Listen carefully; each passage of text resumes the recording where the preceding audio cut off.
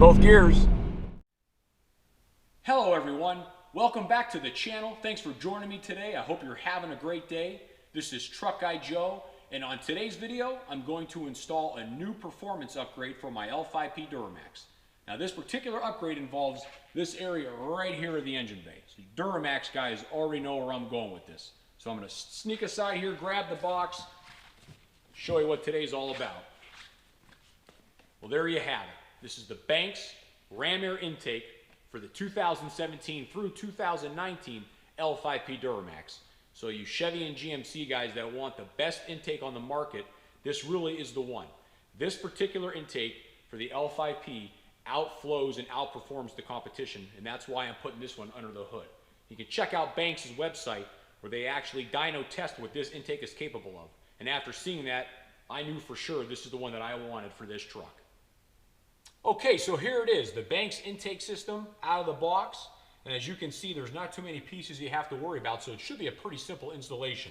Now, I did take a moment to look through the owner's manual and the installation guide, and Banks does a really nice job of spelling it out for you step by step.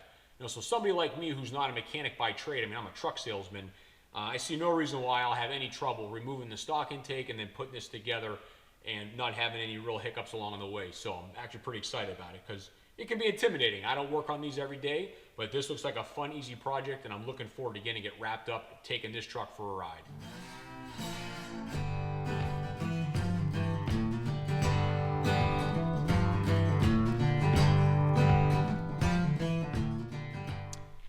Okay, so now that I have the factory air box removed, I just want to do a quick side-by-side comparison just so you could see the differences between the two. So obviously the Banks, a little more, rounded edges, smoother inside, and more opportunities for air to get into the intake.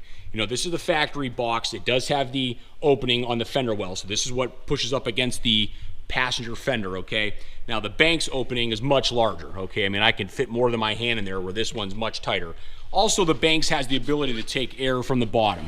So there is a cutout, so you can get airflow that way as well. The factory intake is solid on the bottom. And if you look at the pieces that were removed from the factory intake, these are more restrictive, not as smooth. And I did go with the option to remove the resonator. So when you buy the intake, they give you the choice. They give you what you need. If you want to take the resonator off, you can. I decided to go that route just to clean up underneath the hood and try to get as much intake sound as we can out of this badass intake. In order to save some time just for this video, for the installation, I did a couple things behind the scenes to prepare for the installation. So what I did is install the grommet, the base of the gasket that goes on the intake. This is the fender well portion, and then I also did the grommet that is part of the ram air intake for the hood. Also, I already swapped over the mass airflow sensor off of the original intake.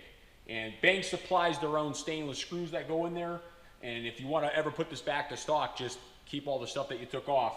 And as far as installing the intake, you just reuse the 4 bolts that were part of the factory stock tray. So I'll get this out of the way here, set this down.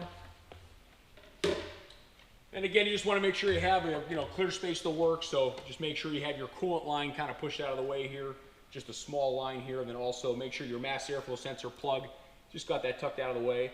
And we'll just kind of take our time and just kind of wiggle this guy down in there.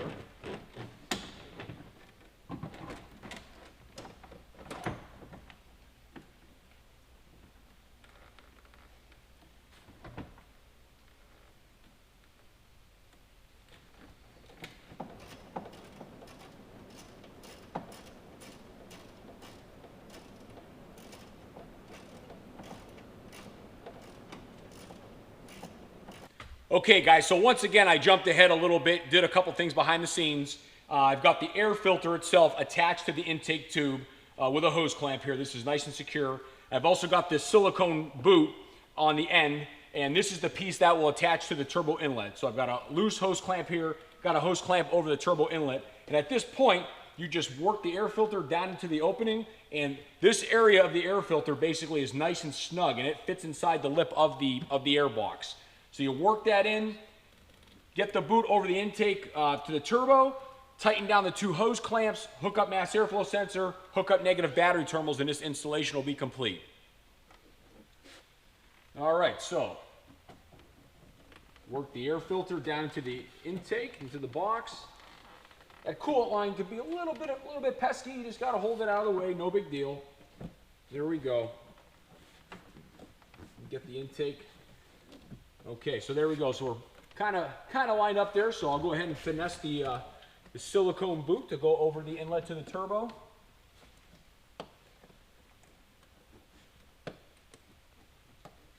Gently work it. There we go. And I got my hand on the air filter inside the airbox, just kind of helping move things along here.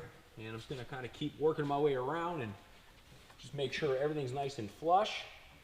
Because there's actually a lip on the inlet to the turbo that this silicone boot will go up to. So you can kind of feel all the way around and make sure. And I've got my trusty Chevrolet mag light just to make sure everything is good there. So, okay, yep, it looks good.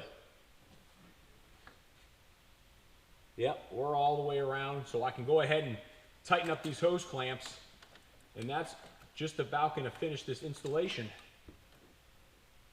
Okay, yeah, looking really good.